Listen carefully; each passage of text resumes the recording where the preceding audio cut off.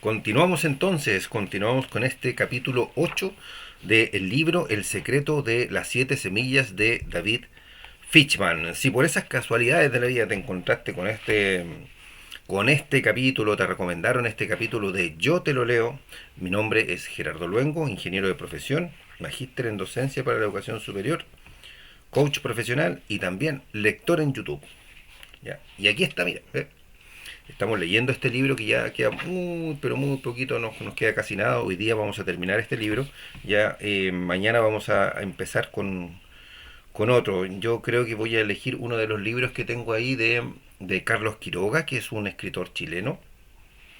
Así que yo creo que por ahí vamos a ver esa lectura. Así que continuamos entonces con esta historia de Ignacio. Ya le queda solamente una semilla por descubrir. Vamos a ver entonces de qué se trata este capítulo 8. Capítulo 8. 6 semanas después de su reunión con el maestro, Ignacio había hecho un serio esfuerzo por seguir sus indicaciones. Había contratado una persona que enseñara a su esposa la elaboración de una variedad de platos de comida vegetariana. Había dejado las carnes rojas por completo, pero todavía comía pollo y pescado un par de veces por semana.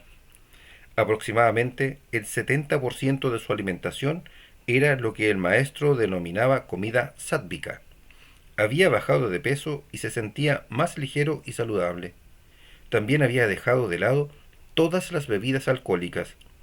Pensó continuar tomando vino, pero como su dieta era principalmente vegetariana, el vino le comenzó a caer pesado al estómago y también fue reduciendo su consumo, pues era como esos avisos que podía enviarle el cuerpo y que, según el maestro, debían ser escuchados.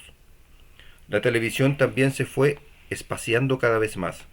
La primera semana le fue muy difícil porque sentía que algo le faltaba. Quería ver las últimas noticias, desconectar su mente frente al televisor o simplemente escuchar un poco de bulla a su costado. Pero no había cedido ante las presiones de su hábito.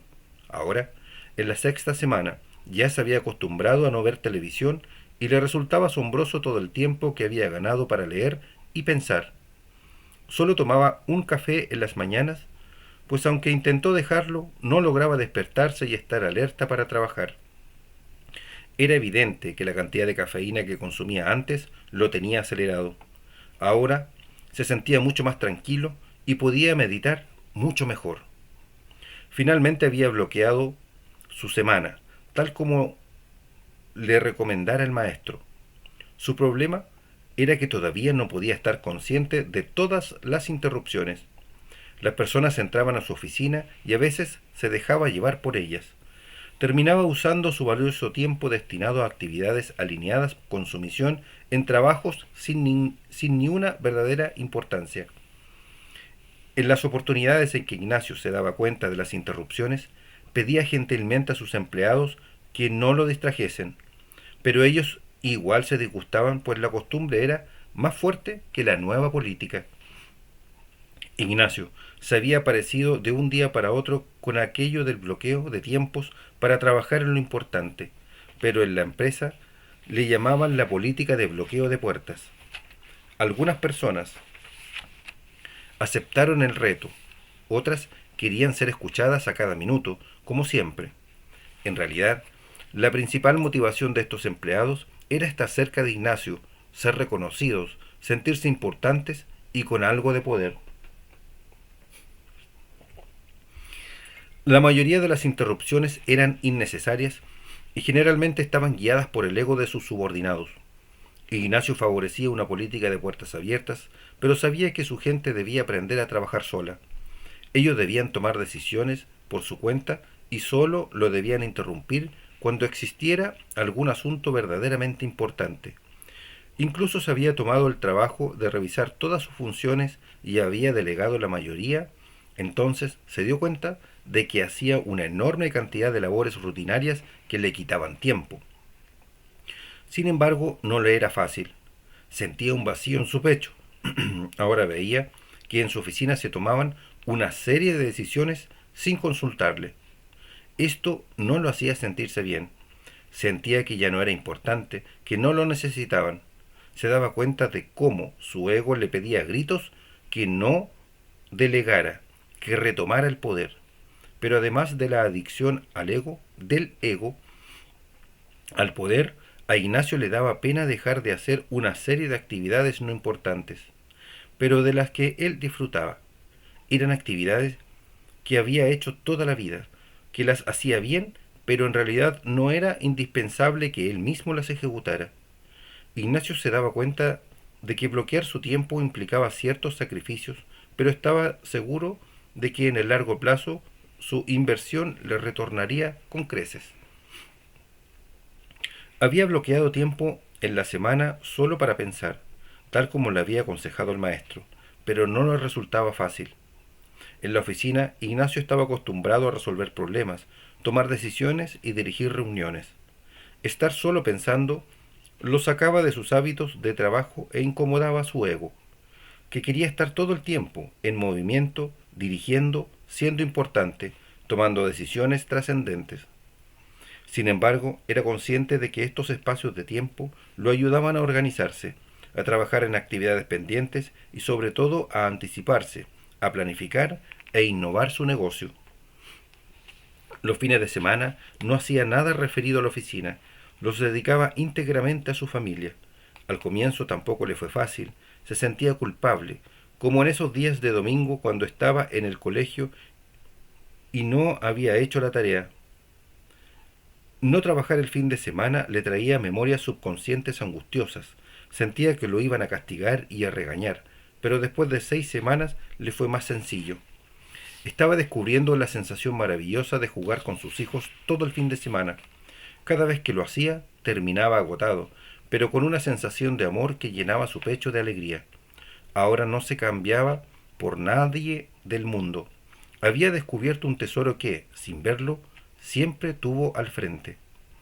Después de 6 semanas sentía que no lo hacía perfecto, pero que había avanzado lo suficiente como para ver nuevamente al maestro. Ignacio estaba ansioso por recibir la última semilla. Tomó su auto y se dirigió a la casa del maestro. Cuando llegó, a diferencia de otras veces en que le abrían rápidamente después de tocar el timbre, nadie contestaba. Ignacio insistió varias veces, pero parecía que no había nadie en la casa. No comprendió y se fue entre frustrado e inquieto. Nunca antes había tenido un problema similar. Se tranquilizó pensando en que quizás el maestro había tenido que salir a alguna parte, o quizás había salido de viaje al interior del país. A fin de cuentas, la vida del maestro no giraba alrededor de la suya. Un hombre como él debía de tener 1000 asuntos pendientes y otras tantas atenciones que dedicar a los demás. Ignacio sentía muchas ganas de verlo. Quería contarle todos sus avances, pero sobre todo quería la siguiente semilla. Decidió visitar al maestro al día siguiente. Nuevamente, nadie respondía al timbre. Ahora sí estaba preocupado. Era de noche y todas las luces estaban apagadas. No sabía qué hacer, a quién preguntarle. Nunca pensó en la posibilidad de que no le abrieran. Durante años estuvo visitando al maestro sin haber tenido ningún problema. Se sentía perdido, desconcertado, pero a la vez asustado. Empezó a pensar lo peor. ¿No será que le ha pasado algo? La casa se veía vacía, no había ningún sonido. ¿No será que se ha marchado a su país? Pero sin decirme nada, no. Eso es imposible, pensó. Ignacio sentía que el maestro lo apreciaba bastante y como él mismo había dicho, un buen maestro jamás abandona a su discípulo. Jamás se marcharía de esa forma. Se sentía angustiado, pero trataba de controlarse. Para calmarse, empezó a concentrarse en la respiración y así se tranquilizó un poco. Hasta en ese momento, las enseñanzas del maestro le servían para enfrentar la angustia de la ausencia del propio maestro. Pensó que debería haber una explicación lógica. Se dirigió a la casa colindante y dubitativamente tocó el timbre. Una señora de unos 60 años abrió la puerta. Ignacio le dijo: «Señora, disculpe, me llamo Ignacio Rodríguez. Durante años he estado viniendo a la casa vecina a conversar con un maestro de la India. ¿Me puede decir algo de él? ¿Usted sabe si se fue de viaje a algún lado? ¿Se refiere al hombre de la túnica anaranjada y con barba blanca, que salía a caminar todas las mañanas? Sí, ese mismo. A Ignacio se le iluminó el rostro, pues evidentemente la mujer podía darle alguna información. A la señora le cambió la cara. Se puso seria, bajó la cabeza e hizo un movimiento como si estuviera negando algo. Ignacio interpretó ese gesto como si algo gravísimo le hubiese ocurrido al maestro. Dígame qué pasa. ¿Qué le ha pasado al maestro? Insistió Ignacio con la voz entrecortada. Disculpe, lo siento mucho. A su maestro lo atropellaron hará unas 3 semanas, cuando salía de su casa. Un borracho lo embistió y se dio a la fuga.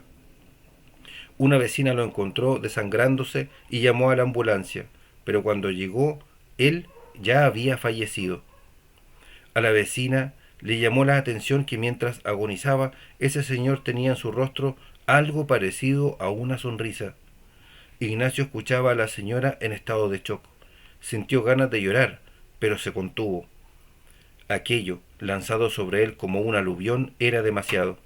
Las piernas le temblaban y una enorme sensación de disgusto lo llenaba de una rabia desconocida, una rabia impotente, pues no tenía cómo canalizarla ni contra quién descargarla.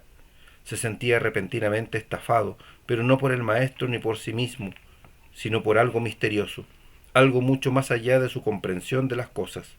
Aquello no era justo, de ninguna manera podía entenderse que cosas así ocurrieran. Para él, el maestro era una especie de santo, un personaje mágico que nunca podía morir. Fue el padre y la madre que nunca tuvo. Sentía un amor de hijo muy profundo hacia él. Desde que lo conoció, se sentía seguro y protegido por esta madre mágica. Ahora que ya no estaba, ¿qué iba a hacer de su vida? ¿Quién le iba a enseñar? ¿Quién iba a escuchar sus problemas? ¿Quién le iba a aconsejar, a transmitir sabiduría y a cuestionarlo? Finalmente, ¿quién le iba a mostrar ese cariño tan desinteresado, ese amor tan compasivo que lo había enternecido y sensibilizado? Sentía que la vida era muy injusta con él. En el momento fundamental en que estaba mejorando y progresando, le quitaban su única oportunidad de crecer. Otra vez la rabia impotente, la sensación de estafa y el miedo le llenaron el alma. Tenía un nudo en la garganta, un sollozo ahogado, una pesantez horrible en el estómago y una constelación de frías gotas de sudor sobre la frente. Cálmese, señor, le sugirió la señora con un gesto amable y una sonrisa algo forzada. Ahora su amigo descansa en paz. Estas palabras lo hicieron despertar de su trance emocional. Ignacio se dijo a sí mismo: un momentito, aquí estoy lamentándome de mi suerte pensando en qué voy a hacer yo ahora. Estoy pensando en todo lo que he perdido, totalmente centrado en mí mismo, pero no estoy pensando en mi maestro. Es cierto lo que dice la señora, mi maestro está ahora mejor que antes. Su espíritu está libre de ataduras y limitaciones carnales y se encuentra más cerca de Dios. Al principio aquello le sonaba autoimpuesto, como si se tratara de una vocecilla interior que le exigía estar en guardia contra su propio egoísmo, pero a la vez pretendía consolarlo de aquella pérdida irreparable. Se dio cuenta de que toda su angustia no venía de la tragedia que le había ocurrido al maestro, era más bien un sufrimiento egoísta que se concentraba en las consecuencias de no tenerlo a su costado. Estas palabras internas lo tranquilizaron un poco. Mire, señor, continuó la vecina, aquí me han dejado la llave para que las personas amigas del difunto que tengan alguna pertenencia en la casa puedan sacarla. ¿Quiere entrar? Ignacio accedió dubitativo. No sabía si podía soportar la pena de estar en el cuarto de su maestro y saber que nunca más lo volvería a ver. Entró a la casa. A diferencia de otras oportunidades en que se percibía una energía de amor y paz, esta vez el recinto se sentía vacío. Recordó aquel verso que tanto había leído cuando joven. Una casa viene al mundo no cuando la acaban de construir, sino cuando empiezan a habitarla. La vida y el espíritu de aquella casa lo constituía el maestro que vivía en ella. El jardín estaba secándose y el pasto estaba amarillo. Ignacio entró y se dirigió al cuarto donde tantas veces había acudido buscando los ojos transparentes de aquel hombre. Estaba exactamente igual que cuando el maestro vivía. Las fotos de sus maestros, su cama, sus cojines y su cómoda. Ignacio sintió una nostalgia profunda y un insoportable deseo de tener cerca a su maestro. Se sentó en silencio a meditar en el cojín donde usualmente conversaba con él. Apenas había iniciado la meditación, le vino un pensamiento que lo levantó del cojín. No tengo ninguna foto de mi maestro. Ignacio buscó por si había alguna en las paredes, pero no. Luego se dirigió a la cómoda y abrió el primer cajón. Estaba lleno de cartas escritas en un idioma extranjero muy raro, probablemente hindú. Pensó. Abrió el segundo cajón y encontró un estuche de plástico parecido a los que dan las agendas de viaje. El pasaporte, pensó Ignacio, debo sacar la foto del pasaporte. Abrió desesperadamente el estuche y encontró unos documentos en inglés pertenecientes a una corporación aparentemente británica. Siguió revisando con mucha intriga y encontró un carnet de identificación de un ejecutivo de la empresa con una foto. Era una persona de origen hindú, pero vestida con ropa occidental. Tenía el pelo corto, facciones finas y unos 40 o 45 años. Siguió buscando en el sobre y encontró más fotos de la misma persona en la ciudad de Londres. Una de ellas le llamó especialmente la atención. En esa foto, la misma persona se había dejado barba y estaba sentada en el suelo con las piernas cruzadas. Miró fijamente la foto y de golpe se dio cuenta de que era su maestro, pero muchos años atrás. ¿Cómo era posible? ¿Acaso su maestro había sido ejecutivo de una corporación? Él siempre estuvo seguro de que había algo raro. No podía ser un maestro espiritual, no podía ser que un maestro espiritual supiera tanto de negocios. Sus consejos habían sido tan valiosos porque los aterrizaba muy bien en la empresa. Pero ¿cuándo, cómo y por qué se había introducido en el mundo espiritual? Ignacio se dio cuenta de que mientras estuvo con el maestro, había permanecido tan centrado en sí mismo, tan egocéntrico, que jamás le había preguntado sobre su vida, de dónde venía, cómo era su familia, cuál era su historia personal o simplemente cómo se sentía. El maestro siempre había tenido la humildad de no hablar sobre sí mismo. Todo su tiempo lo había orientado a servirlo, amarlo y ayudarlo. Ignacio se percató de que había tomado su existencia como un hecho, asumiendo que era un derecho recibir su ayuda y guía, pero nunca se había dignado a decirle un simple gracias, maestro. Nuevamente el maestro, con sus actos e incluso ya sin vida, le brindaba una lección. Ignacio salió, tomó su auto y se dirigió a su casa. Ya en su jardín fue a ver sus plantas, que eran, además de su anillo, los únicos recuerdos físicos que le quedaban de su maestro. Cuando estuvo al frente de las plantas, sintió ganas de llorar. Lo extrañaba mucho y no se resignaba a dejar de verlo. Miraba las plantas y recordaba su transformación como persona. Por primera vez tomaba conciencia de cuánto lo apreciaba y necesitaba. Se daba cuenta de todo lo que el maestro había hecho por él, de la ayuda desinteresada que le había dado. Una lágrima resbaló desde su ojo y luego lloró por varios minutos. Llorar lo ayudó a sentirse mejor. Había pasado más de 2 años desde que iniciara sus conversaciones con el maestro y al frente suyo, en las plantas, estaban todas las etapas por las que había pasado. Recordó lo necio que había sido cuando tuvo su primera reunión con el maestro, lo ignorante que era acerca de su propia vida y del camino que debía recorrer para ser verdaderamente feliz. Con una sonrisa recordó que fue donde el maestro molesto porque su semilla no crecía. Ahora tomaba conciencia de quien estaba molesto en esa ocasión era su ego, que no soportaba la posibilidad de que él no supiera sembrar. Recordó cómo el maestro le enseñó que sus conductas del presente estaban asociadas a su pasado. Luego vio la mimosa púdica y reconoció el rol de la meditación en su vida. Conocer y aceptar su pasado le había permitido limpiar sus nudos emocionales. entender sus carencias de niño, desbloquearse y empezar a sentir. La meditación, en cambio, le había permitido sumergirse en un océano de amor interior, perforar las profundidades de su espíritu y traer a la superficie de cada día sus inagotables reservas de amor. Solo unos minutos al día de ponerse en contacto con su alma le permitían vivir más en paz y en contacto con la divinidad.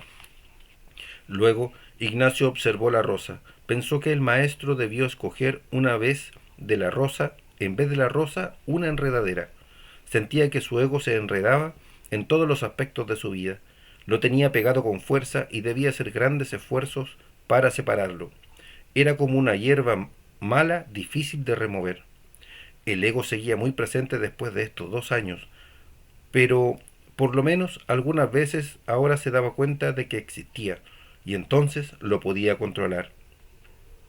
La cuarta semilla correspondía al árbol de mango, que representaba el servicio desinteresado. Jamás en su vida Ignacio imaginó estar dictando conferencias sobre espiritualidad en las empresas, ni preocupándose por terceras personas. Pero tampoco imaginó jamás lo maravilloso que podía sentirse alguien al hacerlo. La quinta semilla era el girasol, la de la toma de decisiones éticas. Ignacio había aprendido a disfrutar la sensación de integridad, de unión con su alma y de felicidad que sentía cuando lo que hacía estaba alineado con las cualidades innatas de su espíritu. El secreto de la quinta semilla lo ayudaba a filtrar sus decisiones y acciones para no alejarse de este sendero. Finalmente, la última semilla que recibió del maestro era la del pino, la que le había ayudado más pragmáticamente. Estaba claro que la necesitaba. ¿De qué le servía conocerse a sí mismo, meditar, controlar su ego, reflexionar éticamente y servir si toda su vida era un desorden y un desbalance? La sexta semilla le había permitido tomar el control de su vida y dirigirla hacia las cosas más importantes, definir y fijar sus prioridades. Pero, ¿cuál era la séptima? Ignacio recordó que se la había pedido al maestro, pero él no había querido dársela. Se preguntaba si el maestro tenía poderes extrasensoriales y una extraordinaria intuición. ¿Por qué no intuyó que sería atropellado o que algo le pasaría? Quizás realmente nunca tuvo poderes, quizás simplemente lo idealicé, pensó Ignacio. Aún con las dudas sobre su maestro, Ignacio se sentía frustrado por no terminar su preparación espiritual. Sentía que había estado subiendo un muro con una escalera en la que cada peldaño era una semilla. Sin embargo, en el último peldaño, la escalera se había roto. No podía seguir subiendo y nunca vería lo que existía al otro lado del muro. Ignacio se quedó en su jardín meditando un largo rato. Su meditación esta vez fue especialmente intensa. A medida que se concentraba y dejaba de lado sus pensamientos, fue experimentando un sentimiento de profundo amor y unidad con el todo. La muerte del maestro había hecho aflorar su espíritu y lo sentía en todo su ser. Poco a poco fue transformando su pena y dolor en una sensación de paz y tranquilidad. Ahí finaliza el capítulo 8, que hace la triste noticia del fallecimiento del maestro. No pensé que este capítulo iba a tener ese fin. Yo pensé que efectivamente iba a llegar esa semilla finalmente, esa última semilla. Pero todavía queda un capítulo 9. Lo interesante de este capítulo es cómo hace esta revisión Ignacio de todo su progreso a través del tiempo, de cómo fue desde toda su frustración cuando empieza a recibir la primera semilla, esa semilla que estaba golpeada, esa semilla que nunca iba a crecer, cómo hace esta revisión interior, cómo revisa sus traumas de niño y todo eso, cómo pasa por la meditación, por el servicio desinteresado. Es bien interesante este capítulo esta retrospectiva que hace. En el fondo lo que está haciendo ahí Ignacio es una retrospectiva o un resumen poco menos de en lo que va el libro, ¿ya? Así que bien interesante también para nosotros hacer esta visión retrospectiva. Pero no nos vamos a quedar ahí. Vamos a dejar aquí la grabación, pero voy a seguir con este capítulo 9 porque ya nos queda muy poco del libro, entonces hoy día lo terminamos y aprovechando que todavía hay un poco de silencio, ya, así que vamos a seguir ahí con el capítulo 9. Hasta aquí dejamos el capítulo 8 para poder hacer este trabajo de capítulo por capítulo. Y ahí vamos a empezar de inmediato entonces con el capítulo 9. Ya se me enfrió lo poco y nada que me queda de café. Bueno, nos vemos en el capítulo 9. Chao.